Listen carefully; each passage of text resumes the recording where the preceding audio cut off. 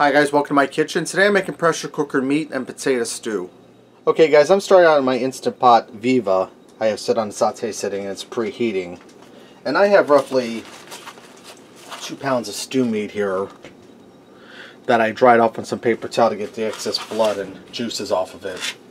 Now I'm going to fry this in batches in here, like 2 batches, because if I put too much in it's going to crowd the pressure cooker and cause it to steam. We want it to brown. And I'm going to season with salt and pepper as I brown it.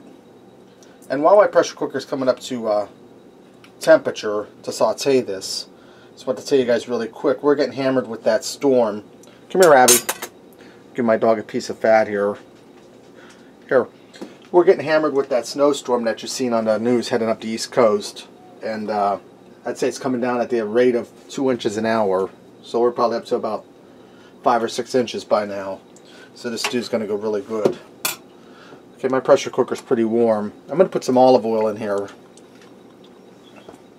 And I'm going to do half of this stew meat, pull it out and do the other half. And like I said, I'm going to season it with some salt and pepper as it browns for extra seasoning.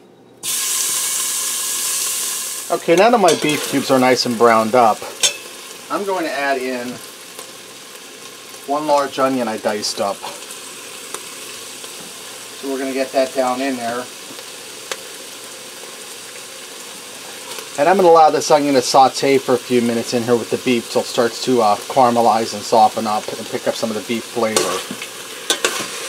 Right, now that I allowed my onions to saute for a few minutes, I'm going to add in 2 cups of water.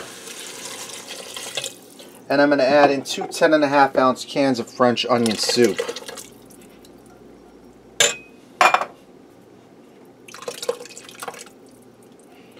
I'm going to add in a little more salt and pepper for some more flavoring, because that water is going to dilute things down a bit. I'm going for about a half teaspoon of each. Stir this up good. Okay, now I'm going to seal my lid on here. I'm going to bring this up to pressure, and I'm going to set this to pressure cook for 10 minutes, then I'll do a quick release of the pressure. Guys, while my beef tips pressure cook, I want to bring outside and show you our snowstorm. Take notice how thick the snow is on top of the cars, and it's still coming.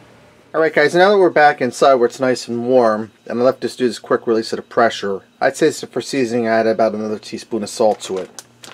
Now here in this freezer bag, I diced up 3 russet potatoes and 2 carrots I sliced up. I didn't freeze them, I just put them in here in some water to keep them on hold so the potatoes won't start to turn brown. I'm going to get them down into the stew.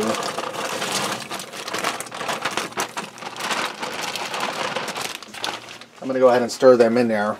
And by putting them in that freezer bag like that, that saves me dishes that I have to wash. I can just throw that bag out. Now I'm going to seal my lid back on here, give this 10 more minutes to cook those vegetables. Do a quick release and then this will be ready to go, guys. Okay guys, my time's up. I did that quick release and my stew is ready. Let's go ahead and fix up a bowl and see what we got. Alright guys, let me get in here and give this a taste. So I'm going to start out by tasting the broth. And this is hot, guys. That tastes really good.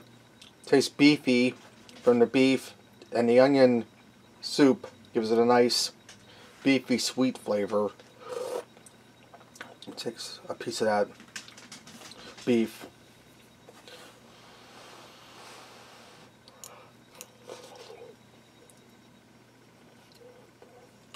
It's a mouthful. That beef is nice and tender, well seasoned. Really tastes good. Get a piece of potato here, guys.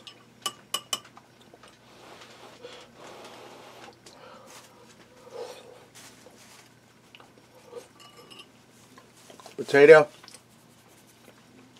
It's cooked through, but it's not mush. It's still holding its own. Picked up the flavor of the onion soup mixed beef broth. That's a really good stew, guys. So there you have it, pressure cooker meat and potato stew. Give it a try. Thanks for watching, and until next time, I'll see ya.